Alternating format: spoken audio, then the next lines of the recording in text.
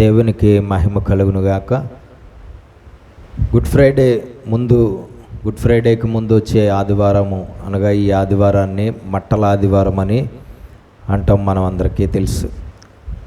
యేసుక్రీస్తు ప్రభువారు పస్కా పండుగ ఆచరించడానికి ఆయన యెరూషలేము వచ్చినటువంటి దినము ఈ దినము. యెరూషలేములో పస్కా పండుగ ఆచరించడం అనేది జరుగుతుంది. దేవుని ప్రజలైన ఇశ్రాయేలీయులు ఎక్కడెక్కడున్నా వారందరూ కూడా పస్కా పండుగ ఆచరించడానికి ఖచ్చితంగా ఎక్కడికి రావాలి? యెరూషలేము రావాలి. యేసుక్రీస్తు ప్రభువారు కూడా తండ్రి ఆజ్ఞకు లోబడుతూ ధర్మశాస్త్రానికి విధేయత చూపుతూ పస్కా పండుగ ఆచరించడానికి తన శిష్యుల్ని వెంటబెట్టుకుని ఈ యొక్క యెరూషలేము రావడం అనేది జరిగింది. యెరూషలేము రావడం అనేది మనము చూస్తున్నాం. దేవునికి మహిమ కలుగునుగాక. ఆయన యెరూషలేములోకి వచ్చినప్పుడు అక్కడ ఎంతో గొప్పగా ఆయన్ని ఈరోజు యూదులందరూ కూడా ఏం చేశారు? ఆహ్వానించారు. ఎలా ఆహ్వానించారు చెప్పండి? ఎలా ఆహ్వానించారు? ఈరోజు ఈ మట్టల ఆదివారం రోజున ఆయన యెరూషలేము వచ్చినప్పుడు యూదులందరూ ఆయన్ని ఎలాగ ఆహ్వానించారు? ఏం చేసి ఆహ్వానించారు? ఏమని పాడుతూ, ఏమని మాట్లాడుతూ, ఏమని పొగుడుతూ ఆరాధించారు? ఏమని? హోసన్నా హోసన్నా హోసన్నా అంటూ ఆరాధించారు. హోసన్నా అనే మాటకు అర్థం ఏంటి? జయము. ఏంటి? జయము అంటే దేవుని కుమారుడికి జయము, లోకరక్షకుడికి జయము, మెస్సియాకు జయము అని ఆరాధిస్తూ వచ్చారు. ఇంకా ఏం చేశారు వాళ్ళు? ఏంటండి? ఖర్జూరపు మట్టలు పట్టుకుని వాళ్ళు ఏం చేశారు? దేవుణ్ణి, యేసుక్రీస్తు ప్రభువుని హోసన్నా హోసన్నా హోసన్నా అంటూ ఖర్జూరపు మట్టలు పట్టుకుని ఆయన్ని ఆరాధించారు, ఆయన్ని పూజించారు. తెల్లని వస్త్రాలు ఆయన దారి పొడుగునా కూడా వేసి పరిచి ఆయన్ని ఆహ్వానించారు. ఆయన గాడిద పిల్ల మీద ఎక్కి గాడిద మీద వస్తూ ఉండగా ఆ గాడిద మీద తెల్లని వస్త్రాలు వేసి ఆ గాడిద మీద ఆయన కూర్చుని ఆ తెల్లని గాడిద నడుచుకొస్తున్న దారిలో ఆయన వస్తున్నటువంటి దారి అంతా కూడా తెల్లని వస్త్రాలు వేసి ఖర్జూరపు మట్టలు చేత పట్టుకుని ఆయన్ని ఆరాధించారు. హోసన్నా జయము జయము జయము అని ఆయన్ని ఆరాధించడం అనేది జరిగింది. కట్టబడినటువంటి ఆ గాడిద పిల్లను ఆయన విడిపించినప్పుడు ఈ సాతాను చేత భూమండలం మీద ఉన్నటువంటి మనుషులందరూ కూడా సాతాను చేత బంధించబడి ఉండగా, సాతాను చేత కట్టబడి ఉండగా, ఆ కట్టబడినటువంటి మనుషులందరినీ కూడా ఏ భేదము లేకుండా బంధించబడిన మనుషులందరినీ కూడా యేసుక్రీస్తు ప్రభువారు విడిపించడానికే వచ్చాడు అని అది అక్కడ మనకి ఎంతో అర్థంగా తెలియపరుస్తూ ఉన్నది. దేవునికి మహిమ కలుగునుగాక. మనమందరము కూడా సాతాను చేత బంధించబడ్డాం. మన మనోనేత్రాలకు వాడు గుడ్డితనం కలగజేశాడు. వాడు ప్రతి ఒక్కరిని కూడా పాపము చేత బంధించాడు, శాపము చేత బంధించాడు. ప్రతి ఒక్కరిని కూడా రకరకాలైన శరీర కార్యాలతో బంధించాడు, సాతాను క్రియలతో బంధించాడు, లోక సంబంధమైన క్రియలతో బంధించాడు, రకరకాలైనటువంటి అబద్ధంతో బంధించాడు, అసత్యంతో బంధించాడు, అజ్ఞానంతో బంధించాడు, అవివేకంతో బంధించాడు. అనేక రూపాలుగా, అన్ని రూపాలుగాను కూడా మనుషులను అపవాది ఏం చేశాడండి? బంధించి వేశాడు. అయితే అపవాది చేత బంధించబడిన వారిని అందరినీ విడిపించడానికే లోకరక్షకుడు యేసుక్రీస్తు ప్రభువారు వచ్చారు అని రాయబడింది. ప్రతి ఒక్కరిని విడిపించడానికి, బంధించబడిన వారికి అందరికీ విడుదల ఇవ్వడానికి ఆయన వచ్చాడు, విమోచించడానికి ఆయన వచ్చాడు. సాతాను బంధకాల నుంచి విడిపించి పరలోకంలో దేవునితో కలిసి నివసించే అవకాశం ప్రతి మనిషికి ఇవ్వడానికే ఆయన వచ్చాడు. మనుషులందరి పాపాలకు ఆయన సిలువలో వెల చెల్లించి తన ప్రాణాన్ని అర్పించి తన రక్తాన్ని కార్చి ఆయన మనుషులందరి పాపాలకు కూడా శిక్ష అనుభవించి ఆయన యందు విశ్వాసం ఉంచిన ప్రతి ఒక్కరికి ఆయన మహాకృప ద్వారా రక్షణ అనుగ్రహిస్తున్నాడు. ఆయన నిత్య జీవాన్ని అనుగ్రహిస్తున్నాడు. ఆయన పరలోకంలో ఆయనతో కలిసి నివసించే అవకాశాన్ని ఇస్తున్నాడు. ఈ మట్టలాదివారం నాడు యూదులు చాలా గొప్పగా ఆయన్ని ఆహ్వానించారు, ఆరాధించారు, పూజించారు, సేవించారు. హోసన్నా జయము జయము జయము, దేవుని కుమారుడికి జయము అంటూ ఆయన్ని ఆరాధించారు. సర్వోన్నత స్థలముల్లో ఆయనకు మహిమ అంటూ ఆయన్ని ఆరాధించారు. మరలా శుక్రవార దినానికి వచ్చేటప్పటికి ఏం చేశారండి? ఆయన్ని సిలువ వేయమని కేకలు వేసి అప్పగించారు. ఈరోజు హోసన్నా జయము అని ఆరాధించింది వారే. ఆనాడు సిలువ వేయాలి అంటే సిలువ వేయాలి అని ఖచ్చితంగా సిలువకు అప్పగించిన వారు కూడా వారే. దేవునికి స్తోత్రం కలుగునుగాక. మనము కేవలము మొదటి బృందం, ఆదివారం దినాన్ని బృందం ఏ బృందం అయితే ఉన్నారో ఆరాధించిన బృందంలాగా ఆ బృందంలాగే ఉండాలి తప్ప ఆయన్ని మనం మరలా సిలువ వేసేవారిగా ఉండడానికి వీల్లేదు. ఎట్టి పరిస్థితుల్లోనూ మనం ఆయన్ని మరలా మన పాపాల చేత శాపాల చేత మనం సిలువ వేయడానికి వీల్లేదు. కాబట్టి ఆదివారం దినాన్ని మట్టలాదివారం అంటారు. మరి అనేక మందిరాల్లో ఈ విధంగా మరి సండే స్కూల్ పిల్లలందరూ కూడా చక్కగా మట్టలు పట్టుకుని ఖర్జూర పాటలు పట్టుకుని తిరుగుతూ ఉంటారు, దేవుణ్ణి స్తుతిస్తూ ఉంటారు. హోసన్నా జయము, హోసన్నా జయము, దావీదు కుమారుడికి జయము, లోకరక్షకుడికి జయము, యేసుక్రీస్తు ప్రభువుకి జయము అని ఆరాధిస్తూ ఉంటారు. దాన్ని బట్టి దేవునికి మహిమ కలుగునుగాక.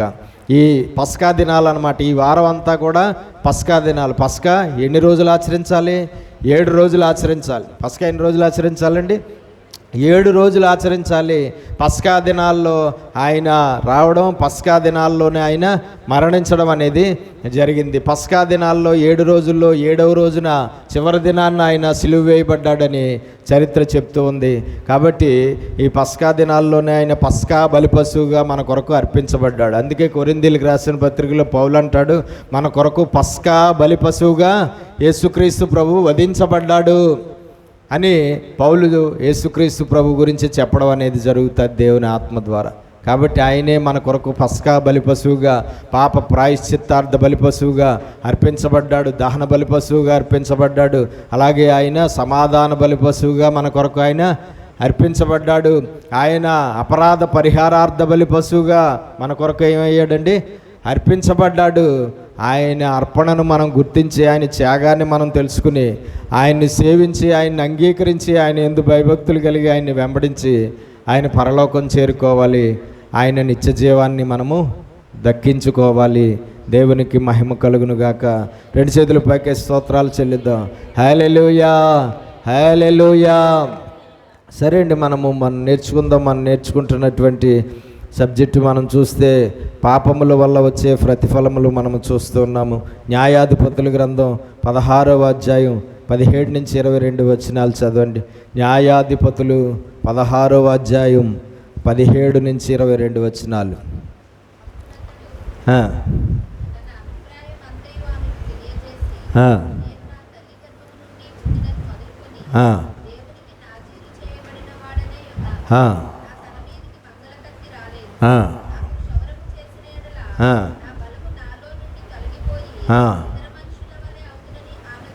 అనెను.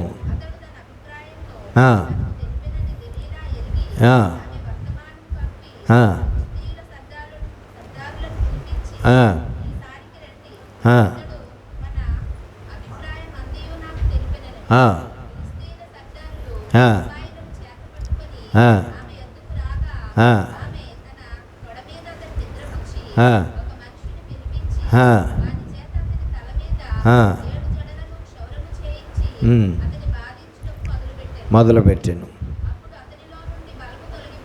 అప్పుడు అతనిలో నుండి బలము తొలగిపోవును పోయిను.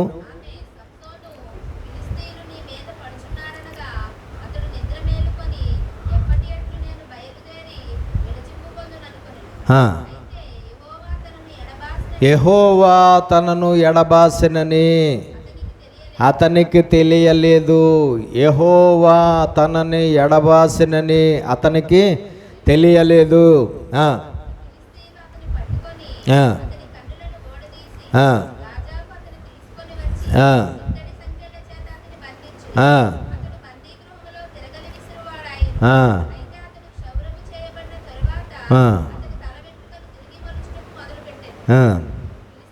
చాలు, 2 చేతుల పైకి స్తోత్రాలు చెల్లిద్దాం. హల్లెలూయా. ఎవరి గురించి రాయబడిన మాటలు మనం చదివేప్పుడు? సంసోను. ఎవరి గురించి అండి? సంసోను. సంసోను చేసిన పాపం ఏంటి? సంసోను చేసిన పాపం ఏమిటి ఏంటండి? ఇప్పుడు చదివారు కదా, అదే ఆయన చేసిన పాపం ఏంటండి? ఇప్పుడు చదివారు కదా, ఏం చదివారు? ఇప్పుడు ఏం చదివారు చెప్పండి? ఆయన రహస్యం ఏదైతే ఉందో ఆ రహస్యాన్ని చెప్పేశాడు. అదే అతడు చేసిన అతి ఘోరమైన పాపము. దేవుడు అతన్ని విడిచిపెట్టేయడానికి గల కారణమైన పాపం అదే. అతనిలో నుండి దేవుని బలం బయటకు పోవడానికి కారణమైన పాపము అదే. తల్లి గర్భములోనే అతన్ని దేవుడు ఏం చేసుకున్నాడు? నాజీరు చేసుకున్నాడు. అతనికి ఒక రహస్యం ఉంది. అతని తల మీద మంగళ కత్తి పడకూడదు. అతని తల వెంట్రుకలు పెరుగుతూనే ఉండాలి తప్ప తల వెంట్రుకలు ఏం చేయకూడదు? కత్తిరించకూడదు. అతని శక్తి, అతని ఆత్మశక్తి, అతని బలం అంతా ఇందులో ఉంది, తల వెంట్రుకల్లోనే ఉన్నది. దేవుడు అతన్ని ఎందుకు పుట్టించాడు? ఫిలిష్తీయుల చేతుల్లో నుండి ఇశ్రాయేలీయులను రక్షించే రక్షకుడిగా దేవుడు పుట్టించాడు. అందుకనే దేవుడు అతన్ని తల్లి గర్భంలోనే నాజీరు చేసుకున్నాడు. నాజీరు చేసుకున్నప్పుడు దేవుడు చెప్పాడు తల్లిదండ్రులకు చాలా స్పష్టంగా, నేను అతన్ని నాజీరు చేసుకున్నాను, ఫిలిష్తీయుల చేతుల్లో నుండి ఇతనే ఇశ్రాయేలుని విడిపిస్తాడు, కాబట్టి ఇతడు ఏ మాత్రము కూడా మంగళకత్తి తల మీద పడడానికి వీల్లేదు, అతనికి క్షౌరం చేయడానికి వీల్లేదు, అతని అభిషేకం తలలోనే ఉంది, అతని బలము తలలోనే ఉంది. ఏ మాత్రము ఎప్పుడైనా ఆ తల వెంట్రుకలు కట్ చేస్తే మాత్రం అతని బలం పోతుంది, అతని అభిషేకం పోతుంది, ఆత్మ పోతుంది, నేను అతన్ని విడిచిపెట్టేస్తాను అని చెప్పడం అనేది జరిగింది. అది చాలా పెద్ద రహస్యం. ఎట్టి పరిస్థితుల్లోనూ ఎవరికి కూడా చెప్పడానికి వీల్లేదు. కానీ సంసోను ఏం చేశాడు? ఇక్కడ ఎవరికి చెప్పేశాడు? దెలీలాకు చెప్పేశాడు. సంసోన్లో ఉన్న మరొక పాపం ఏంటి? సంసోన్లో ఉన్న మరొక వీక్నెస్ ఏంటి? స్త్రీ వ్యామోహము. చాలా బలమైనోడు కానీ ఆడదాన్ని చూస్తే చాలా బలహీనమైపోతాడు. ఏంటండి? ఆడదాన్ని చూస్తే చాలా బలహీనమైపోతాడు. సంసోనుకున్నటువంటి స్త్రీలు ఎంతమంది స్త్రీలతో బంధం ఉంది సంసోనుకి? 3. ఎవరెవరు? ఒకరు ఫిలిష్తీయుల స్త్రీ అయిన భార్య, పెళ్లి చేసుకున్న భార్య. తర్వాత వేశ్య, గాజా అనే పట్టణంలో ఒక వేశ్య. తర్వాత దెలీలా. ఎవరండి? దెలీలా. దేవునికి స్తోత్రం. నిన్ను అభిషేకించుకున్నది ఎందుకు? నిన్ను ఏర్పాటు చేసుకున్నది ఎందుకు? ఇలాగా 10 మంది ఆడవాళ్ళతో ఇలాగ వ్యభిచారం చేస్తావునా? ఏంటండి? కానీ అతడు పిలుపు మర్చిపోయాడు, అతని ఏర్పాటు మర్చిపోయాడు, అతడు అభిషేకం మర్చిపోయాడు, అతడు దేవుని చిత్తం, అతని పట్ల దేవుని చిత్తం మర్చిపోయాడు, అతడు చేయవలసిన పని ఏంటో కూడా అతడు మర్చిపోయాడు. ఎంత బలవంతుడంటే సంసోను గాడిద దవడ ఎముకతో 1000 మందిని చంపాడు ఒకసారి, ఫిలిష్తీయుల్ని. కదండి? ఎంతమందిని? ఒక్కడే 1000 మందిని ఒకేసారి చంపాడు. సామాన్యమైన బలం అయింది, సామాన్యమైన శక్తి. అది సంసోను శక్తి, దేవుని శక్తి. దేవుని శక్తి అక్కడ ఉంటుంది. అప్పుడు దేవుని ఆత్మ అతని మీదకి బలముగా దిగి వచ్చినప్పుడు అని ఉంటుంది. అక్కడ వచ్చినప్పుడు అక్కడ ఒక చచ్చిపోయిన గాడిద ఉంటే దాని దవడ ఎముక తీసుకుని దాంతో ఎంతమందిని కొట్టి చంపేశాడండి? ఆ వేళ 1000 మందిని, ఫిలిష్తీయులను 1000 మందిని చంపేశాడండి అతను. అంత బలమైనవాడు, చాలా బలమైనవాడు అనమాట. పెయిన్ ప్రాకారాలు ఉంటాయి కదా, ప్రాకారాల గుమ్మాలు ఉంటాయి, పెద్ద పెద్ద తలుపులు ఉంటాయి. అవి ఎవరో కూడా ఎత్తడం అనేది జరగదు, లేపడం అనేది జరగదు. కానీ అలాంటి తలుపులను కూడా సంసోను ఒక్కడే లేపి సవలయాలుగా ఎత్తి అవతల పాడేసేవాడు. అంత బలమైన వాడు ఆడవాళ్ళని చూస్తే బలహీనుడైపోయేవాడు. ఆడవాళ్ళ పిచ్చి, స్త్రీ వ్యామోహం మనిషి నాశనం అయిపోవడానికి అతి మూలమైన కారణాలు 2. ఏంటో చెప్పగలరా? ఒక పురుషుడు సర్వనాశనం అయిపోవాలంటే 2 అతి మూలమైన కారణాలు ఉంటాయి. 1 డబ్బు, 2 స్త్రీ వ్యామోహం. ఈ రెండిట్లో ఏ ఒక్కటున్నా పురుషుడు సర్వనాశనమే. ఇంకెందుకు పనికిరాడు అనమాట. ఎందుకు పనికిరాడు? అందుకనే దుష్టుడు పురుషుల్ని ఈ రెండిట్లతోనే వేస్తాడు, ఈ 2 విషయాల్లోనే బాణాలు వేస్తాడనమాట. పురుషుల్ని పడగొట్టాలంటే వాడు ప్రయోగించే అతి బలమైన అస్త్రం డబ్బు పిచ్చి. డబ్బు పిచ్చి కలగజేస్తాడు. మగోళ్ళు డబ్బు అనేటప్పటికి ఇంకా పిచ్చెక్కిపోయినట్లు అయిపోతారు కదా, అలాగ డబ్బు పిచ్చి కలగజేసి పడగొడతాడు. తర్వాత కొంతమందిని ఇదిగో ఇలాగా స్త్రీలను ఎరగా వేసి పడగొడతా ఉంటాడు. అయితే అతడు చేసిన పాపం ఏంటంటే అతడు స్త్రీ వ్యామోహం కలిగి ఉండడం. అతడు ఫిలిష్తీయుల స్త్రీలను పెళ్లి చేసుకోవడమే ఒక తప్పు. తల్లి తండ్రి చెప్తున్నారు, ఎరా మన ఇశ్రాయేలీల్లో లేరా ఆడవాళ్ళు, ఆ ఫిలిష్తీయుల ఆడదాన్ని ఫిలిష్తీయుల అమ్మాయిని పెళ్లి చేసుకుంటాను ఏంటంటే, అబ్బెబ్బే నాకు దాన్ని ఇచ్చి చేస్తారా చేస్తారా, నేను ఒక అమ్మాయిని చూశాను, ఆ అమ్మాయి నాకు నచ్చింది, నేను ఆ అమ్మాయిని ప్రేమిస్తున్నాను, నేను ఆ అమ్మాయినే పెళ్లి చేసుకుంటాను, ఆ అమ్మాయి ఫిలిష్తీయురాలైనా నాకు సంబంధం లేదు, ఎవరైనా నాకు సంబంధం లేదు, ఆ అమ్మాయినే పెళ్లి చేసుకుంటానని పట్టాడు పట్టు. తల్లిదండ్రులు ఎంత వ్యాధించినా ఒప్పుకోలేదు. ఇంకా అతన్ని ఏం చేశారంటే, సరే అతని ఇష్ట ప్రకారంగా పెళ్లి చేసేసారు. పెళ్లి చేస్తే కాపురం చేసిందా, 4 రోజులు కాపురం చేసి వెళ్ళిపోయింది ఆవిడ. ఆ తర్వాత మళ్ళా ఆడవాళ్ళు పిచ్చి కదా, లేడీస్ వ్యామోహం కదా, తట్టుకోలేక అక్కడ పోయాడు గాజాలోకి, వేసి దగ్గరికి పోయి వేస్తూ ఉన్నాడు చాలా కాలం. ఆ తర్వాత మళ్ళా కొంతకాలానికి ఎవరిని చూశాడు, దెలీలాని చూశాడు. ఆవిడ ఎవరు, ఫిలిష్తీయురాలు. దెలీలాని చూసి దెలీలాని మోహించి దెలీలాతో సంసారం మొదలుపెట్టాడు. దెలీలాతో అక్రమ సంబంధం, దెలీలాతో వ్యభిచారం చేయడం మొదలుపెట్టాడు. ఆ దెలీలా డబ్బు పిచ్చి మనిషి, ఆ దెలీలా మంచిది కాదు. ఆ దెలీలా ఏం చేసింది, ఫిలిష్తీయులకు అమ్ముడుపోయింది. ఫిలిష్తీయులు ఆమెను కొనేశారు, ఇదిగో నీకు డబ్బు ఇస్తాము. అతడి బలం ఎందులో ఉందో, ఎవ్వరూ అతన్ని ఆపలేకపోతున్నాం, చంపలేకపోతున్నాం. అతని బలము ఎందులో ఉందో నువ్వు జాగ్రత్తగా లాలన చేసి పాలన చేసి ముద్దు మురుపాలేసి జాగ్రత్తగా అతని బలం ఎందులో ఉందో చెప్తే నీకు బోల్డ్ అంత డబ్బు ఇస్తామంటే, ఆ డబ్బుకు అమ్ముడిపోయి ఆమె ప్రతిరోజు నీ బలం ఎందులో ఉందో చెప్పు చెప్పు చెప్పు చెప్పు అని ప్రతిరోజు తినేస్తే చాలాసార్లు అబద్ధాలు చెప్పాడు. కానీ లాస్ట్కి ఇంకా ఆమె తట్టుకోలేక, ఆమె బాధ తట్టుకోలేక ఏం చేశాడండి, చెప్పేశాడు రహస్యం, చెప్పకూడని రహస్యం చెప్పేశాడు. స్త్రీ వ్యామోహం కలిగి ఉండడమే అతడు చేసిన అతి ప్రధానమైన పాపం అయితే, అతని బలం యొక్క రహస్యం చెప్పాడు అతడు చేసిన ఇంకా పెద్ద పాపం. దానికి మూల్యం ఏంటి, అతని బలము అతనిలో నుండి తొలగిపోయింది. అతను చేసిన పాపాలకి అతడికి దేవుడిచ్చిన ప్రతిఫలం ఏంటి, దేవుడిచ్చిన బలాన్ని దేవుడే తీసివేశాడు. దేవుడు అతడు చేసిన పాపాలకు ప్రతిఫలం ఏమిచ్చాడు, దేవుడు అతన్ని ఎడబాసేశాడు. దేవుడు ఏం చేశాడండి, సంసోన్ను ఎడబాసేశాడు. ఎప్పుడైతే ఎడబాసేశాడో, ఎప్పుడైతే బలం తీసేశాడో ఏమైపోయింది, అంతే దొరికిపోయాడు శత్రువులకి. అంతకు ముందులాగా జిమ్మేసుకుందామని కొట్టేద్దామనుకున్నాడు, కానీ పని జరగలేదు. బంధించేశారు, బంధించి తీసుకెళ్ళిపోయారు. ఏం చేశారు, కళ్ళు తీసేశారు. ఆ తిరగల విసిరే దగ్గర ఆ పశువులు తిరగల విసిరితాయి అసలనే, ఆ పశువులు తీసేసి తిరగల విసిరే పని అతనికి అప్పగించేసి ఎంతో దారుణంగా హింసించారు. అప్పుడే ఆఖరికి చివరికి అతను ఆ శత్రువుల చేతుల్లోనే, శత్రువుల ద్వారానే మొత్తానికి చనిపోవడం అనేది జరిగింది. ఆ తర్వాత మరలా దేవుడు ప్రార్థన చేస్తే దేవుడు లాస్ట్లో కనికరపడి మళ్ళా అతని శక్తిని అతనికి ఇస్తే, ఆ గుడిలో ఉన్న స్తంభాలను గెంటి వేస్తే గుడి పడిపోయింది. అప్పుడు చాలామంది ఫిలిష్తీయులు చనిపోయారు. అందులో సంసోను కూడా చనిపోయాడు. దేవునికి స్తోత్రం కలుగు. దేవుని చిత్తంలో నిజానికి ఆ చావు సంసోనుకి లేదు, కానీ దేవుని చిత్తంలో లేని ఆ చావును అతడు తెచ్చుకున్నాడు.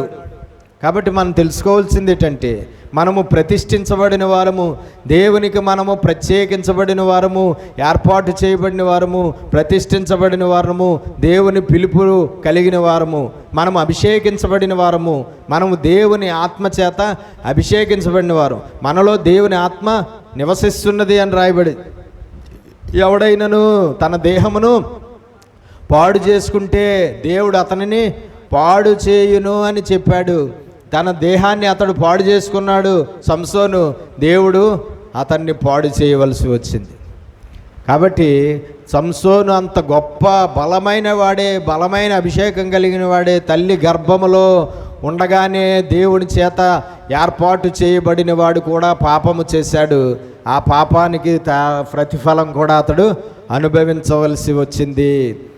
అతడు బలము పోగొట్టుకున్నాడు.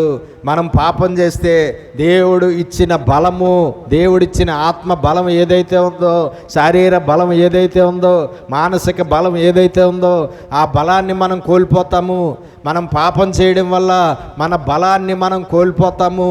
మన బలాన్ని కోల్పోయామంటే అపవాది చెడుగుడాడేసుకుంటాడు, దురాత్మలు చెడుగుడాడేసుకుంటాయి, శ్రమలు, శోధనలు, ఇరుకులు, ఇబ్బందులు, కష్టాలు ఎన్నో వచ్చేస్తాయి. మన పాపాలను బట్టి మన బలాన్ని మనం కోల్పోవడానికి వీల్లేదు. ఆ బలం ఎప్పుడు మనలో ఉండాలి. ఆ బలం పోయిందా సంసోను దొరికిపోయినట్లు దొరికిపోతాం. ఆ బలం పోయిందా సంసోను శిక్ష ఎలాగ అనుభవించాడో అలాగ శిక్ష అనుభవించవలసి వస్తుంది. కాబట్టి మన పాపాన్ని బట్టి మన బలాన్ని మనం పోగొట్టుకోకూడదు. మన పాపాలను బట్టి దేవుడికి మనం దూరం అయిపోకూడదు. దేవుడు ఏం చేశాడని రాయబడింది అక్కడ, యెహోవా అతనిని ఎడబాసెను. యెహోవా అతన్ని ఏం చేసెను? ఎడబాసెను. అతడు చేసిన పాపాన్ని బట్టి దేవుడు అతన్ని విడిచిపెట్టేశాడు. అప్పటి వరకు దేవుడు అతనికి తోడుగా ఉన్నాడు. అప్పటి వరకు దేవుని బలం అతనిలో ఉంది. అప్పటి వరకు దేవుని అభిషేకం అతని మీద ఉంది. అప్పటి వరకు అతడు సామాన్యమైన వాడు కాదు, ఇప్పుడు అతి సామాన్యమైన వాడు అయిపోయాడు. అంతకుముందు అతన్ని ఎవ్వరూ పట్టుకోలేకపోయేవారు, ఇప్పుడు ఈజీగా పట్టించుకున్నారు. అంతకుముందు ఎవరో బంధించలేకపోయారు, ఇప్పుడు ఈజీగా బంధించారు. అప్పుడు ఎవరో ఒంటి మీద చెయ్యలేకపోయారు, ఇప్పుడు కళ్ళు పీకేశారు. అప్పుడు ఎవరో కూడా అతనికి ఏ పని చేయించలేకపోయేవారు, ఇప్పుడు ఒక పశువులాగా అదేంటి తిరగలు విసురుతున్నాడు. అంతకుముందు అతన్ని ఎవరూ చంపలేకపోయేవారు, కానీ శత్రువులతో పాటు ఇప్పుడు చచ్చిపోవలసి వచ్చింది.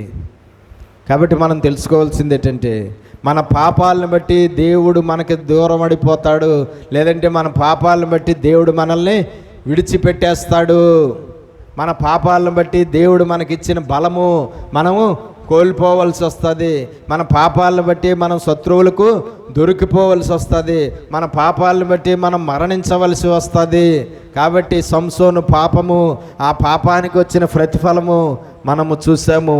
ఎట్టి పరిస్థితుల్లోనూ అలాంటి పరిస్థితి మనలో రాకుండా మనం జాగ్రత్తగా చూసుకోవాల్సిన అవసరం ఉన్నది. సమూయేలు మొదటి సమూయేలు గ్రంథము 6వ అధ్యాయం 19వ వచనం. మొదటి సమూయేలు గ్రంథము 6వ అధ్యాయము 19వ వచనము.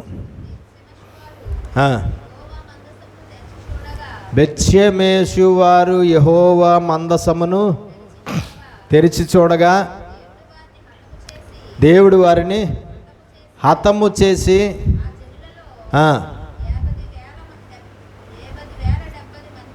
50,070 మందిని ముత్తెను.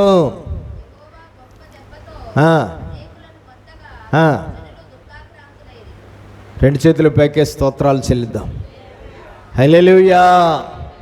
దేవుడు మొత్తితే చచ్చిపోయిన వారు ఎంతమంది అటండి? 50,070 మంది. ఎందుకు చచ్చిపోయారు 50,070 మంది ఒకే స్పాట్లో? మందసాన్ని తెరిచి చూచారు. సందర్భం ఎవరికైనా తెలుసా? ఆ సందర్భం మనం చదివిన సందర్భం. ఫిలిష్తీయులు మందసాన్ని అట్టుకెళ్ళిపోయారు. సమూయేలు గ్రంథం 4వ అధ్యాయంలో ఇశ్రాయేలుకి ఫిలిష్తీయులకి యుద్ధం జరుగుతుంది. అప్పుడు యుద్ధంలో ఇశ్రాయేల్ని ఓడించి యాజకులను చంపేసి ఫిలిష్తీయులు మందసాన్ని పట్టుకెళ్ళిపోయారు. మందసాన్ని మళ్ళా తిరిగి పంపించి వేశారు. మధ్యలో కొంచెం స్టోరీ జరిగింది, అది అక్కర్లేదు. ఆ మందసం దెబ్బకు తట్టుకోలేక, దేవుడి దెబ్బ తట్టుకోలేక మళ్ళా తిరిగి మందసాన్ని పంపించి వేశారు. ఎలా పంపించారు? దేని మీద పంపించారు? ఎద్దుల బండి మీద పంపించారు. ఎద్దుల బండి మీద ఎద్దుల్ని కట్టలేదు, ఆవుల్ని కట్టారు. దేన్ని కట్టారండి? కట్టి మందసాన్ని పంపించారు. ఆ ఆవులు స్థిరంగా ఇశ్రాయేలీయుల ప్రజలు నివసిస్తున్న ప్రదేశానికి మందసాన్ని తీసుకొచ్చేసి, అమ్మయ్య గొడవ వదిలిపోయింది, మందసం మన దగ్గర ఉండడం వల్ల ఎంతమంది ఎగిరిపోయామో, ఎంతమంది ఎన్ని రోగాలు భరించామో బాబోయ్ అనుకుని మొత్తానికి పంపేశారు. మందసం తిరిగి వచ్చేసింది. దూరం నుంచి చూశారు, బెత్షెమెషులో నివసిస్తున్న దేవుని ప్రజలు దూరం నుంచి చూశారు. ఎద్దుల బండి మీద మందసం వచ్చేస్తుంది. ఆ ఆవుల్ని నడుపుతున్నవాడు ఎవడో లేడు, కానీ ఆటోమేటిక్గా ఆవులు దారి పట్టుకుని తినంగా మందసాన్ని తీసుకొచ్చేసాయి. మందసాన్ని తీసుకొచ్చేస్తే ఏం చేశారట? మందసాన్ని తెరిచి చూచారు. మందసాన్ని తెరిచి చూడడం ఏమైంది? ఆ రోజు వాళ్ళకి పాపం అయ్యింది. ఎలాంటి పాపం? ఎంత ఘోరమైన పాపం! ప్రాణాలు కోల్పోయే అంత పాపం.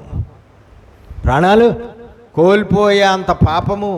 మందసాన్ని తెరవచ్చా? మామూలు ప్రజలైనా మందసాన్ని తెరవచ్చా? మందసాన్ని ముట్టుకోవచ్చా? మందసాన్ని తాకచ్చా? మందసాన్ని ముట్టుకోవడం కానీ, మందసాన్ని తాకడం కానీ, మందసాన్ని తెరవడం కానీ ఇలాంటి పనులు అస్సలు ఎవరో చేయడానికి వీల్లేదు. కానీ మందసం తిరిగి వచ్చేసింది అన్న ఆనందంలో ఆజ్ఞ మర్చిపోయారు. మనకు ఒక్కోసారి ఆనందం ఎక్కువైపోయి, సంతోషం ఎక్కువైపోయి, ఉల్లాసం ఎక్కువైపోయి, ఉత్సాహం ఎక్కువైపోయి దేవుడిచ్చిన ఆజ్ఞలు మర్చిపోయి పాపాలు చేసేస్తాం. ఆ సంతోషం 5 నిమిషాల్లోనో లేదంటే 4 నిమిషాల్లోనో ఎగిరిపోయేలాగా వచ్చేస్తుంది దేవుని శిక్ష. అప్పటికప్పుడే దేవునికి స్తోత్రం కలుగునుగా.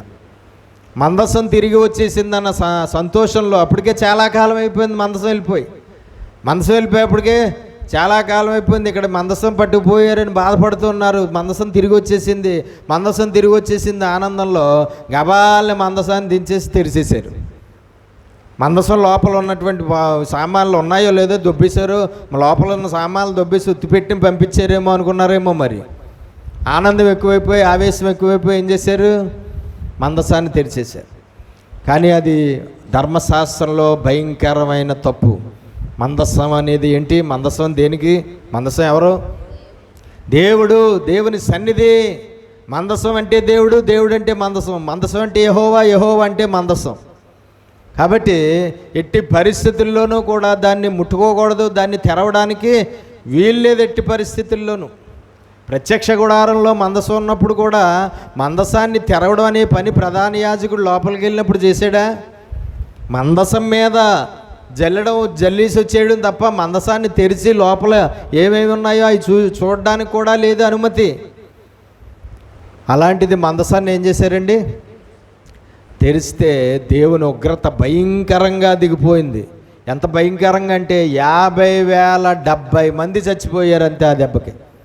ఒకే దెబ్బకి అక్కడ ఉన్న ప్రజలందరినీ దేవుడు చంపేశాడు. ఎంతమంది అని రాయబడింది అక్కడ? 50,070. చూడండి, క్రైస్తవులకి భక్తి ఎక్కువైపోయి ఒక్కోసారి చెయ్యకూడని పనులు చేసేస్తూ ఉంటారు. క్రైస్తవులకి భక్తి ఎక్కువైపోయి యాజకులు చేయవలసిన పనులు చేసేస్తూ ఉంటారు. క్రైస్తవులకి విశ్వాసం ఎక్కువైపోయి, ప్రార్థన ఎక్కువైపోయి, అభిషేకం ఎక్కువైపోయి, వరాలు ఎక్కువైపోయి యాజకులు, దేవుని సేవకులు, దేవుని చేత అభిషేకించబడిన వారు మాత్రమే చేయవలసిన పనులు కొన్ని చేసేస్తూ ఉంటారు విశ్వాసులుగా ఉన్నవారు. అప్పుడు ఇలాగే ఎగిరిపోతూ ఉంటారు. ఇలాగే భయంకరంగా మొత్తేస్తాడు. ఇలాగే భయంకరంగా ఇంత దారుణంగా చంపేడు. కానీ ఇప్పుడు రోజుల్లో అప్పుడు చంపేయడం, అప్పుడు ఏదైనా జరిగితే పాపం జరిగిందా లేపేయడమే. ఇప్పుడైతే లేదు. కానీ అటువంటి పరిస్థితి అంత త్వరగా. కానీ మనం తెలుసుకోవాల్సింది ఏంటంటే, నువ్వు చెయ్యకూడని పని నువ్వు చేయడానికి వీలు లేదు. లేవీలు పరిచర్య చేయాల్సిన వారు లేవీలు పరిచర్య చేయకుండా యాజకులు పరిచర్య చేయాలని యాజకత్వం కోరుకుంటే దేవుడు యాజకత్వం అప్పగించాడా? లేదంటే పాతాళానికి అప్పగించాడా వారిని? యాజకత్వం చెయ్యండి అని వారిని యాజకత్వం చేయమని అప్పగించలేదు, కానీ పాతాళానికి అప్పగించేశాడు. బతికుంటే లేవీ పరిచర్య చేసుకుని ఆశీర్వాదం పొందుకుందరు, పరలోకం వెళ్దురా కదండి. బతికుంటే వాళ్ళు లేవీ పరిచర్య ఏదైతే ఉందో ఆ పరిచర్య చేసుకుని చక్కగా దేవుడు ఎప్పుడు మరణం ఇస్తే అప్పుడు మరణం పొంది చక్కగా పరలోకం వెళ్దురా. కానీ ఇప్పుడు ఆ లేవీ పరిచర్యతో సరిపెట్టుకోకుండా యాజకత్వం చేసేయాలన్నటువంటి ఆవేశం ఎక్కువైపోయి యాజకత్వం కోరుకుని సేవకుల మీద తిరుగుబాటు చేసి చివరికి యాజకత్వం పొందుకోలేదు కదా, ప్రాణాలు కోల్పోయారు కదా, మనం నేర్చుకున్నాం. కాబట్టి ఇక్కడ మందసం తెరవకూడదు, మందసం ముట్టుకోకూడదు.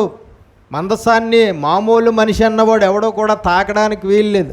డైరెక్ట్గా మందసం పెట్టిని అలా డైరెక్ట్గా చేత్తో పట్టుకోవడానికి వీల్లేదు. మందసానికి అటు ఇటు 4 రింగులు ఉంటాయి. రింగుల్లో 2 కర్రలు అటు ఇటు కర్రలు తొడిగి ఆ కర్రలతోనే మందసాన్ని మోయాలి తప్ప అది కూడా ఎవరి పరితాళ్ళు మోసేయడానికి వీల్లేదు. కహాతు సంతానం వారే, లేవీలో కహాతు సంతానం వారే ఆ మందసాన్ని మొయ్యాలి. డైరెక్ట్గా దాన్ని అలా పెట్టిని ముట్టుకోవడానికి వీలు లేదు అసలు. అలాంటిది ముట్టుకోవడం, తెరిసేయడం, లోపల చూసేయడం అన్నీ అయిపోయినాయి. పైన ఆయన సినిమా చూసాడా? వీళ్ళ కింద పిక్చర్ చూస్తుంటే ఆయన ఏం చేశాడు? భయంకరంగా దేవుని ఉగ్రత దిగిపోయింది. 50,770 మంది అంటే మాటలండి. 50,770 మంది అంటే ఎంతమంది? చచ్చిపోయారు, అవుట్. అది దేవుడి దృష్టికి పాపము. ఒక్కోసారి అజ్ఞానముతోనూ అనాలోచనతోనూ కూడా పాపాలు చేసేస్తాం మనం.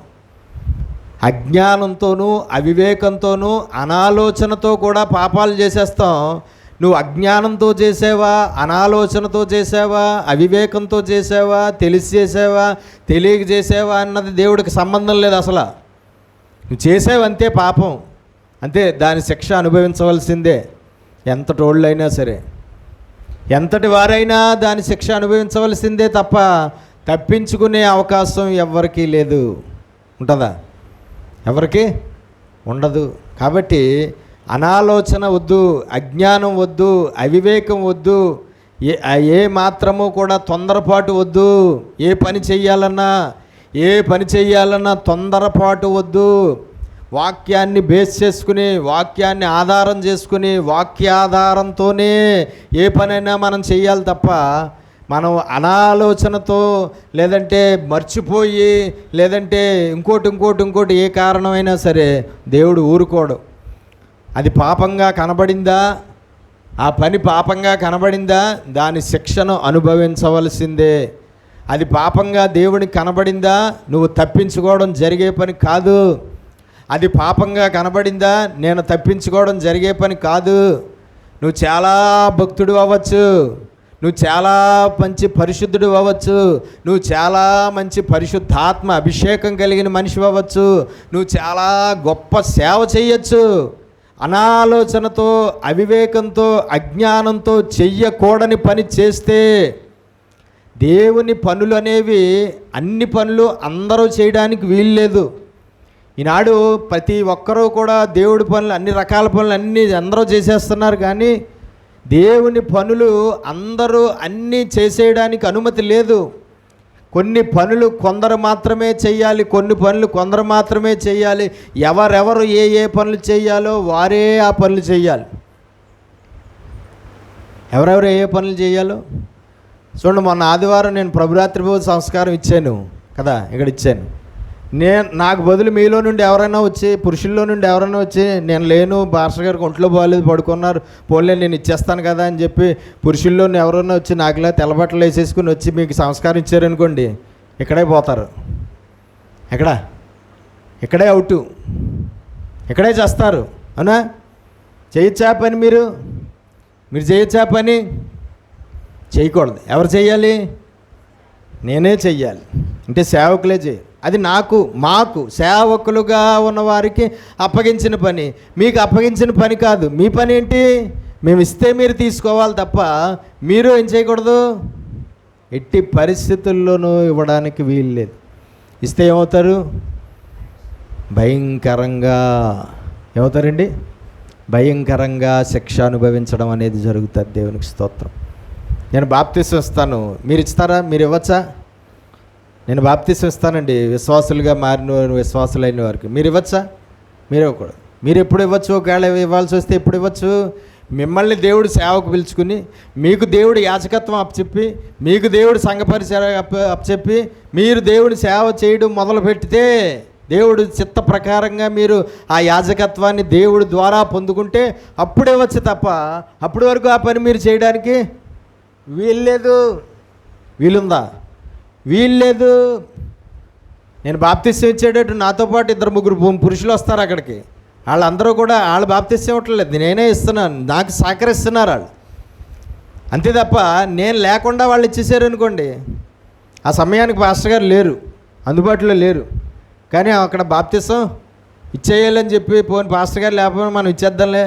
చాలా సంవత్సరాల నుంచి చర్చికి వెళ్తున్నాం కదా, చాలా సంవత్సరాల నుంచి చర్చికి వెళ్తున్నాం కదా, పాస్టర్ గారు మనకు బాగా క్లోజ్ కదా, పాస్టర్ గారు బాప్తిసం ఇచ్చినప్పుడు ఎప్పుడు నేను వెనకాల సపోర్ట్గా ఉంటాను కదా.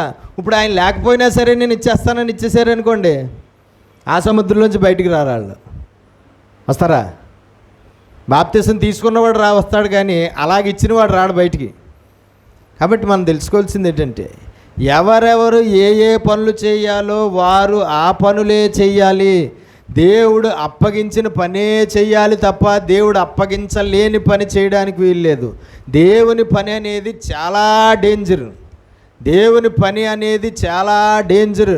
అది పూర్తిగా దేవుని అనుమతితో, దేవుని చిత్త ప్రకారంగా దేవుడు నీకు ఆ పని చెయ్యమని అప్పచెప్తేనే ఆ పని చెయ్యాలి తప్ప, దేవుడు అప్పచెప్పకుండా, దేవుడు అనుమతి ఇవ్వకుండా, దేవుడు ఆజ్ఞాపించకుండా నీ అంతట నీవు సొంతంగా ఒక దేవునికి సంబంధించిన పని మంచి పనే కదా అని చేసేస్తే ఎగిరిపోతామేమో. ఒకవేళ పిట్టల్లాగా గాలిలో కలిసిపోతాయి ప్రాణాలు. చాలా జాగ్రత్తగా ఉండాలి సుమా.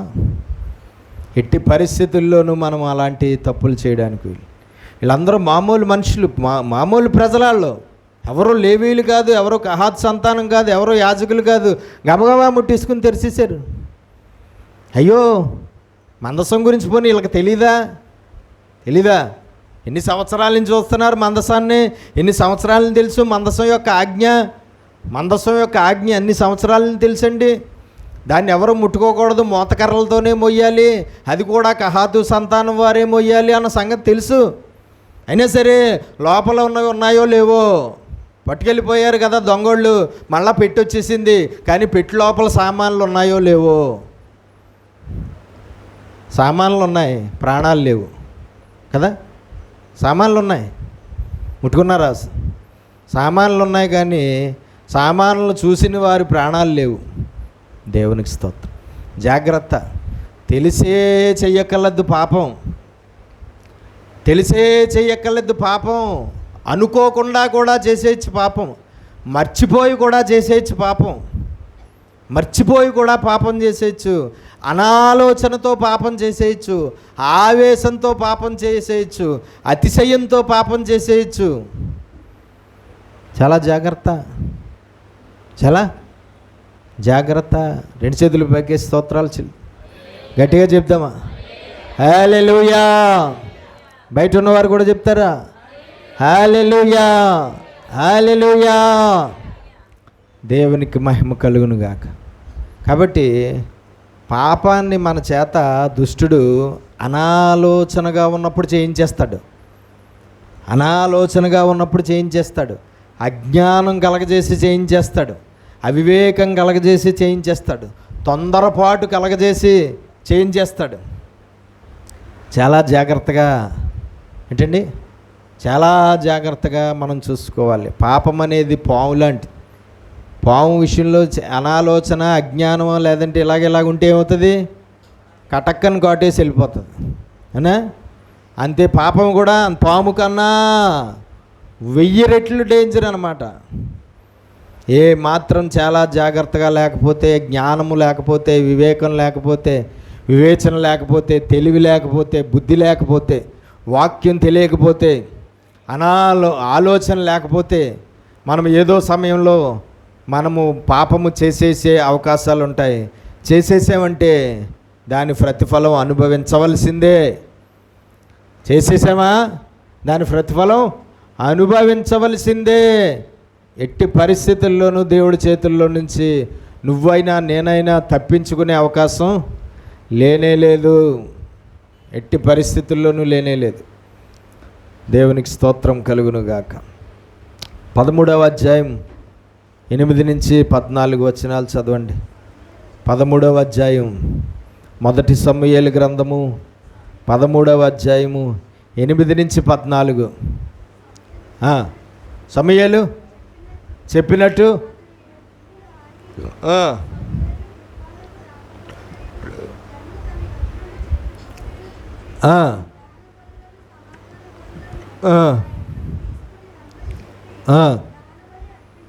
దహన బలి అర్పించెను.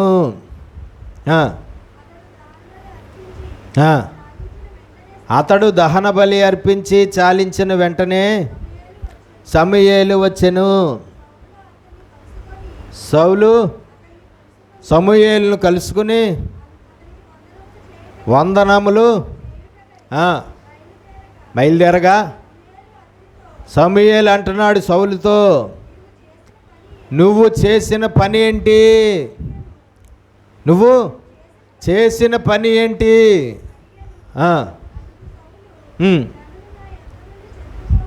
జనాలు వెళ్ళిపోతున్నారు. సమూయేలు గారు జనాలు చూసి వెళ్ళిపోతున్నారు. నువ్వు వస్తానన్న టయానికి నువ్వు రాలేదు, జనాలు చూసి చూసి చూసి ఇసుపొచ్చి వెళ్ళిపోవడానికి సిద్ధపడుతున్నారు.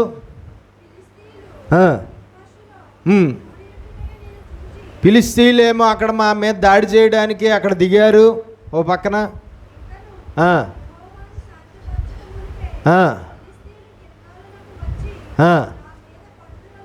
ఫిలిష్తీయులు వచ్చి మా మీద పడిపోతారేమో, ఫిలిష్తీయులు వచ్చి మమ్మల్ని చంపేస్తారేమో అని అనుకుని నా అంతట నేను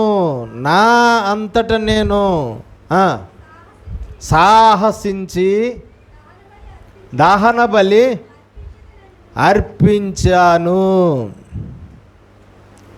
ఎవరు? సౌలు.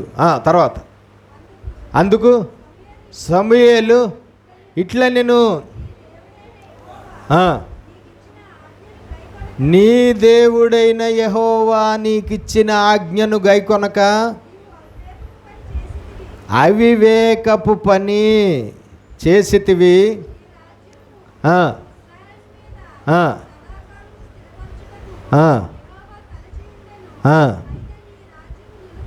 నీ రాజ్యము నిలవదు.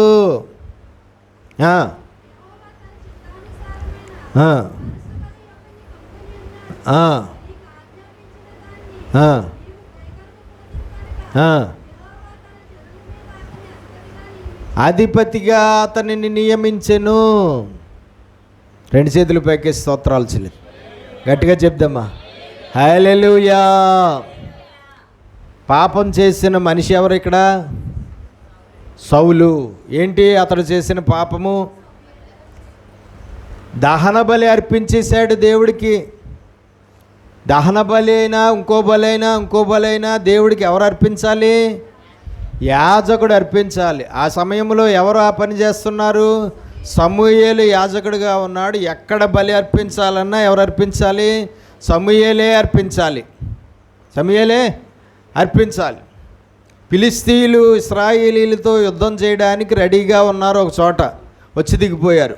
ఈ లోపల సమూయేలు గారు కౌరెట్టారు. సమూయేలు గారు గమ్ముని మీరు వస్తే దహన బలి దేవుడికి అర్పించి దేవుడిని శాంతిపరుచుకుని యుద్ధానికి వెళ్తే అద్భుతమైన విజయం దొరుకుతుంది అని నమ్ముతున్నామంటే, సరే నేను పలానా టైంకల్లా వస్తాను, మీరు అంతా రెడీ చేయండి, పలానా టైంకల్లా వచ్చి నేను దహన బలి అర్పిస్తాను, ఆ తర్వాత మీరు యుద్ధానికి వెళ్దిరి కానీ ఏం పర్వాలేదు అన్నాడు. అయితే సమూయేలు గారు అన్న టయానికి రాలేదు. ఏ టయానికైతే వస్తానన్నాడో ఆ టయానికి సమూయేలు రాలేదండి. ఇక్కడ సౌలు గారు ప్రజలందరూ కూడా దహన బలి అర్పించడానికి అంతా రెడీ చేసేసారు. ఓ పక్కన శత్రువులు అక్కడ రెడీగా ఉన్నారు. ఏ సమయంలో వచ్చి మీదడిపోతారో అని భయం. అయితే సమూయేలు గారు దహన బలి అర్పించడానికి అర్హుడు అప్పుడు యాజకుడు కాబట్టి. కానీ ఆయన అన్న టయానికి రాలేదు. ఈ లోపల జనాలు తొందరపడిపోతున్నారు. ఈ లోపల జనాలు వెళ్ళిపోతున్నారు. ఈ లోపల జనాలు చెల్లాచెదరైపోతున్నారు. వాళ్ళ హృదయాలు భయంతో నిండిపోయి శత్రువులు అక్కడ చంపేయడానికి వచ్చేసారు కాబట్టి. అందుకని ఏం చేశాడట? అతనే చెప్తున్నాడు మళ్ళా, సాహసించి నా అంతట నేనే సాహసించి ఏం చేశాను? దహన బలి అర్పించేశాను. ఏం చేశాడట? దహన బలి అర్పించేశాడట. నువ్వు అర్పించచ్చా? నువ్వు మహారాజు అయినంత మాత్రాన్ని దహన బలి అర్పించడానికి అనుమతి ఉందా? రాజు పని చెయ్యాలి, యాజకుడు పని చెయ్యాలి, సైనికుడు పని చెయ్యాలి, ఆయుధాలు మోసేవాడు ఆయుధాలు మోసే పని చెయ్యాలి. ఎవరి పని వాళ్ళదే. యాజకుడు చేయవలసిన పని సాహసించి ఏం చేశాడు? ఇందాక చెప్పుకున్నాం కదా, తొందరపాటుతో లేదంటే అనాలోచనతో లేదంటే అలాగే ఏం చేశాడు? అక్కడ సిచ్యువేషన్ బట్టి ఏం చేశాడు? దహన బలి అర్పించేశాడు. దహన బలి అర్పించేయడం ఏమైంది? సౌలు చేసిన మొట్టమొదటి పాపం. ఆయన పాపాల లిస్టు ప్రారంభిస్తే ఇది ఆయన చేసిన మొట్టమొదటి పాపము. సేవకుడు చేయవలసిన పని యాజకుడు మాత్రమే బలి అర్పించాలి దేవుడికి. నువ్వు యాజకుడు కాదు, అయినా సరే నువ్వు అక్కడ దేవునికి దహన బలి అర్పించావు. చేసిన పని మంచిదే, చేసిన పని దహన బలి దేవుడికి అర్పించడం మంచిదే, కానీ నువ్వు చేయడం మంచిది కాదు. నువ్వు చేయడానికి నీకు దేవుడు అనుమతి ఇవ్వలేదు. నువ్వు చేయడానికి దేవుడు నిన్ను ఏర్పాటు చేసుకోలేదు. ఆ పని చేయడానికి వేరే వారిని ఏర్పాటు చేసుకున్నాడు. నువ్వు చేసే పని నీకు అప్పగించాడు. నువ్వు చేసే పని నువ్వు చేయాలి తప్ప యాజకుడు చేసే పని చేయడానికి వీలు లేదు. యాజకుడు రాలేదు, వచ్చే వరకు వెయిట్ చేయాలి. వచ్చే వరకు వెయిట్ చేయాలి. దేవుడు అనుమతి లేకుండా అక్కడ శత్రువులు వీళ్ళ మీదకి వచ్చి వీళ్ళనితో యుద్ధం చేసి వీళ్ళని చంపగలరా? విశ్వాసం లేదు. ప్రాణభయం ఎక్కువైపోయింది. యాజకుడు రావట్లేదు, బలి అర్పిద్దాము అంటే లేదు. ఈ లోపల సౌలు గారు ఏం చేశాడు? బలి అర్పించేశాడు. బలి అర్పించేసిన తర్వాత వచ్చారండి ఎవరో? సమూయేలు వచ్చాడు, యాజకుడు వచ్చాడు. సౌలు, నువ్వు చేసిన పని ఏంటి? అలా కాదండి, ఇక్కడ జనాలు చెదిరిపోతున్నారు, అక్కడ చేస్తే శత్రువులు అక్కడ ఉన్నారు, ఈ లోపల గందరగోళం అయిపోతుంది, అందుకని మీరేమో రాలేదు, వెయిట్ చేసి చిరాకు వచ్చింది, ఇసుపు వచ్చింది, అందుకని ఏం చేసాం? నేనే నా అంతటా నేనే సాహసించి చేస్తున్నావు అన్న సంగతి అయితే నీకు అర్థమైంది కదా. నేను చెయ్యకూడదు పని సాహసించి నేను చేసేస్తున్నాను అనే సంగతి అర్థమైంది. అర్థమైనప్పుడు ఏమవ్వాలి? ఆగిపోవాలి. ఆగాడా? జనాలను చూశాడు తప్ప దేవుడిని చూడలేదు. అక్కడ ఏం చేశాడు? దహన బలి అర్పించేశాడు. అర్పించేసిన తర్వాత సమూయేలు గారు వచ్చారు. నువ్వు చేసిన పని ఏంటంటే ఇలాగ ఉంది సిచ్యువేషను, అందుకే కంగారు నాకు ఇదైపోయి నేను దహన బలి అర్పించేశాను. అప్పుడు దాని ప్రతిఫలం ఏంటి? అది అతను చేసిన మొదటి పాపం. దాని ప్రతిఫలం ఏంటి? అతని పాపానికి ప్రతిఫలం ఏంటి? రాజ్యము నీ చేతిలో నుండి తీసివేయబడతాది అన్నదే ఫస్ట్ వచ్చిన స్టేట్మెంట్. అక్కడ అప్పుడే డిక్లేర్ అయిపోయాడు. దేవుడే రాజ్యాన్ని అతడికి అప్పగించాడు, మరలా దేవుడే రాజ్యాన్ని అతని చేతుల్లో నుంచి తీసివేయాలి అని అనుకున్నాడు. దేవుడే ఇస్తాడు, దేవుడే తీసేస్తాడండి. దేవుడు ఇస్తాడు, దుష్టుడు పట్టుకుపోతాడు అనుకుంటాం మనం. ఇచ్చేదేమో దేవుడు, పట్టుకుపోయేదేమో దుష్టుడు అనుకుంటాం. కానీ ఇచ్చేది దేవుడే, పట్టుకుపోయేది దేవుడే. ఇచ్చేది దేవుడే, తీసేసేది కూడా దేవుడే. బోళ్ళంత ఆస్తో, బోళ్ళంత ఐశ్వర్యం, బోళ్ళంత డబ్బో ఏదో అనుకోని విధంగా వచ్చేసింది. ఎవరిచ్చారని చెప్తాం? దేవుడిచ్చాడని చెప్పి వచ్చింది అంతా పోయింది. ఏది కారణం చేతనో మనం వచ్చిందో లేకపోతే ఉన్నదో సడన్గా ఏ కారణం చేత పోయింది. పోతే ఎవరు తీసేసారని చెప్తాం? దేవుడిచ్చాడు కానండి, దుష్టుడు పాడు చేసాడండి అంట. ఏంటంటే దేవుడిచ్చాడు కానండి, దుష్టుడు పాడు చేసేసాడు. దేవుడిచ్చాడు కానీ దుష్టుడు తీసేసుకున్నాడు. దేవుడిచ్చాడు కానీ దుష్టుడు, కానీ ఇచ్చేది దేవుడే, తీసేసేది దేవుడే. రాజ్యాన్ని ఇచ్చింది ఎవరు? నెతికి సౌలుని సెలెక్ట్ చేసుకుని సమూయేలుని అతని దగ్గరికి పంపించి అతని మీద తైలాభిషేకం చేయించి ఆ దేవుని ఆత్మ అభిషేకాన్ని అతని మీద కుమ్మరించి మహారాజుగా పట్టాభిషేకం చేయించి రాజ్యాన్ని అప్పగించింది ఎవరు? దేవుడే సౌలుకి. సౌలు తప్ప ఎవరు లేరా? మగోళ్ళు ఎవరు లేరా? బోల్డ్ మంది ఉన్నారు ఇశ్రాయేలీల్లో. కానీ నీకే దేవుడు నిన్నే సెలెక్ట్ చేసుకుని నీకు ఇచ్చాడు. చాలా జాగ్రత్తగా ఉండాలి కదా.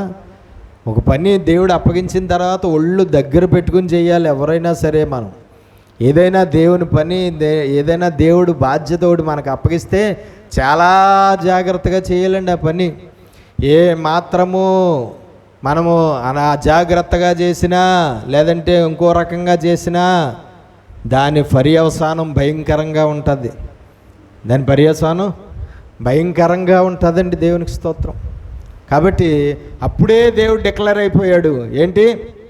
రాజ్యాన్ని తీసివేస్తున్నాను, రాజ్యాన్ని తీసివేసి నీకంటే గొప్పవాడికి, నీకంటే యోగ్యుడికి రాజ్యాన్ని అప్పగించేయబోతున్నాను అని ఏదైతే దేవుడు అంతరంగంలో నిర్ణయం వచ్చిందో ఆ నిర్ణయాన్ని కూడా తెలియపరిచేశాడు.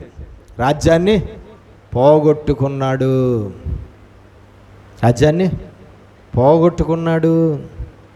అయితే దేవుడు ఎంతగా ఇదైనాడంటే ఆయన చెప్పిన తర్వాత చెప్పిన వెంటనే రాజ్యాన్ని తీసేయలేదండి. ఇది చెప్పింది ఎన్ని సంవత్సరాలకో తెలుసా ఎవరికైనా? ఆయన రాజయ్య ఎన్ని సంవత్సరాలకో తెలుసా? 2 సంవత్సరాలు పరిపాలన చేసిన తర్వాత వచ్చింది ఈ స్టేట్మెంట్. కానీ తీసేస్తానన్నాడు. తీసాడా? ఇంకా ఎంతకాలం ఉంచాడు? ఇంకో 38 సంవత్సరాలు ఉంచాడు. మొత్తం 40 ఏళ్ళు పరిపాలన చేశాడు. 2 ఏళ్ళకే తీసేస్తానని చెప్పాడు, కానీ తీసేయకుండా అతను మారు మనసు పొందడానికి అవకాశం ఇచ్చాడు. కానీ ఆయన 38 ఏళ్ళలో 38 తప్పులు చేశాడు. మళ్ళీ ఆయన ఏంటండి, ఆ 38 ఏళ్ళలో తీయలేదు, తీసేస్తానన్నాడు కానీ తీయలేదు, ఉంచాడు. ఇంకా 38 ఏళ్ళు ఉంచాడు. ఇప్పుడైనా ఎంత జాగ్రత్తగా ఉండాలి. తప్పు మీద తప్పు, తప్పు మీద తప్పు, తప్పు మీద తప్పు, తప్పు మీద తప్పు, ఒకటి ఒకటి ఒకటి ఒకటి ఒకటి చేసుకుంటూ వెళ్ళిపోయాడు. చివరికి రాజ్యము పోయింది, ప్రాణము పోయింది, కుటుంబ సభ్యులందరూ ప్రాణాలు పోయాయి, అతనికున్న ఆస్తిపాస్తులన్నీ ఎగిరిపోయాయి. సౌలు జాడ లేదు ఇంకెక్కడ. సౌలు కుటుంబంలో ఒకే ఒకడెక్కడో మిగిలాడు, అనారోగ్యంతో ఉన్నటువంటి వాడు ఎక్కడో, అతను తప్ప ఇంకెవ్వరూ మిగలలేదు. మహారాజు అండి. ఇప్పుడు ఎక్కడన్నా నామరూపాలు కనబడ్డాయా? ఒకప్పుడు మహారాజు, ఇప్పుడు జాడుందా? కుటుంబంలో ఎవడైనా ఉన్నాడా? ఆస్తులు ఏమైనా ఉన్నాయా? అసలు మహారాజు చరిత్ర ఏదైనా ఉందా? లేదు. ఇంకా చూద్దాం ఆయన చేసిన పాపాలు. సౌలు మొదలెట్టాం కదా, సౌలు స్టోరీ. సౌలు పాపాలు ఇంకా ఉన్నాయా? ఇంకా లేవా? ఉన్నాయండి. ఇంకా ఆయన పాపాలు ఒకటి 38 ఏళ్ళు ఎన్ని చేసుకుంటా వచ్చి చివరికి ఎలాంటి చావు చావాల్సి వచ్చిందో దేవుని వలన, అతని పాపాన్ని బట్టి మనం చూద్దాం. కాబట్టి ఇచ్చిన దాన్ని పోగొట్టుకుంటాం. దేనివల్ల? దేవుడు ఇచ్చిన దానిని మనం పోగొట్టుకుంటాం. దేనివల్ల? మన పాపాల వలన దేవుడు ఇచ్చిన దానిని మనం ఏం చేసుకుంటాం? పోగొట్టుకుంటాము. దేవుడు ఇచ్చిన దాన్ని కోల్పోతాము. దేవుడిచ్చిన ఆశీర్వాదాన్ని కోల్పోతాము. దేవుడు చేసిన కార్యాలను కోల్పోతాము. దేవుడిచ్చిన ఉద్యోగాన్ని కోల్పోతాము. దేవుడిచ్చిన డబ్బును కోల్పోతాము. దేవుడిచ్చిన ఆరోగ్యాన్ని కోల్పోతాము. దేవుడిచ్చిన ఆయుష్ను కోల్పోతాము. దేవుడిచ్చిన ఘనతను కోల్పోతాము. దేవుడిచ్చిన జ్ఞానాన్ని కోల్పోతాము. మొత్తానికి ఏమైనా సరే పాపం వల్ల మనము, దేవుడు మనకు ఇచ్చిన దానిని మన పాపం వల్ల మనం పోగొట్టుకుంటాము. మన పాపాలకు వచ్చే ప్రతిఫలాల్లో మరొకటి ఏంటి? దేవుడు ఇచ్చిన దానిని మనము మన పాపాల వల్ల పోగొట్టుకుంటాము అన్న సంగతి మనం తెలుసుకోవాలి. దేవుడిచ్చాడు కాబట్టి ఇంక పోదు అని అనుకోవద్దు. ఇచ్చింది దేవుడు కాబట్టి ఎవడో తీసివేయలేడు అని అనుకోవద్దు. ఇచ్చింది దేవుడు, ఎవడో తీసివేయలేడు నిజమే, కానీ దేవుడికి తీసివేయాలంటే తీసివేయగలడు. దేవుడిచ్చిన దాన్ని మనిషి అన్నవాడు ఎవడో తీసివేయలేడు, కానీ దేవుడు అన్నవాడు తీసివేయగలడు. దేవుడిచ్చిన దాన్ని మళ్ళా దేవుడు తీసివేయగలడు, తీసివేస్తాడు. ఎందుకంటే నీ పాపము, నా పాపము, మన పాపములు ఏంటి?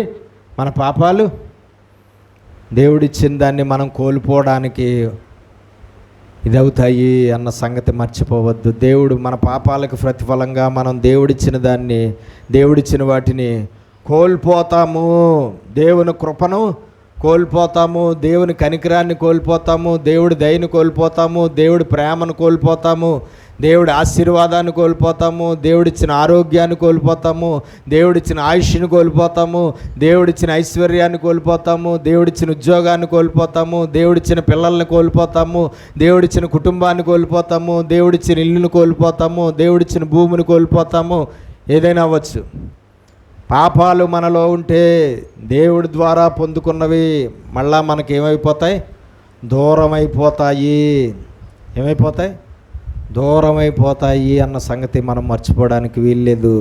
ఎంతో జాగ్రత్తగా ఏ పాపము లేని వారిగా మనము జీవిస్తూ ఏవి కోల్పోకుండా, ఇప్పుడు ఇందాక సంసోను విషయంలో ఏం కోల్పోయాడు? బలం కోల్పోయాడు. ఇచ్చింది ఎవరు? దేవుడే. అతని పాపాన్ని బట్టి బలం పోయింది, తీసేసాడు. దేవుడే తీసాడు. ఎవరైనా తీసారా? దేవుడే తీసేసాడు. కాబట్టి బలం ఇచ్చింది దేవుడే, మళ్ళా సంసోనుకి బలాన్ని తీసివేసింది దేవుడే. ఎందుకు ఇచ్చాడు? ఎందుకు తీసివేశాడు?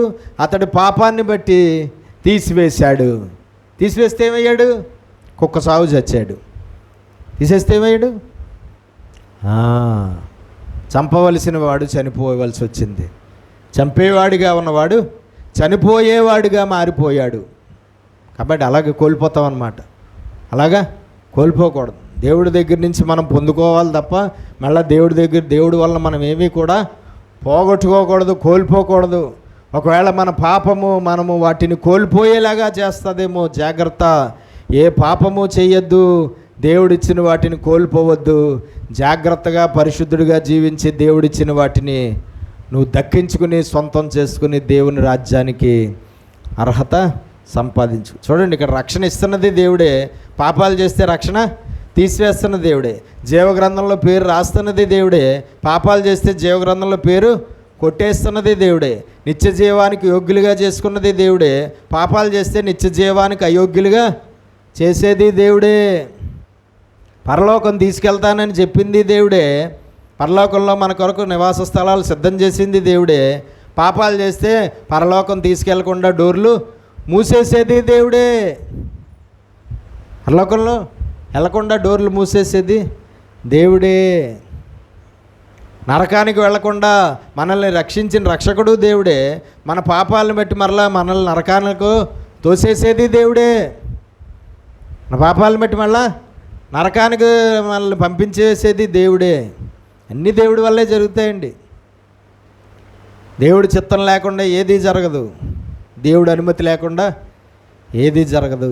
జాగ్రత్తగా ఉండాలి సుమా. చాలా జ్ఞానం కావాలి క్రైస్తవులకి, చాలా జ్ఞానం కావాలి, చాలా మెలకువ కావాలి, చాలా తెలివి కావాలి, చాలా వివేచన కావాలి, చాలా ఇది కావాలి.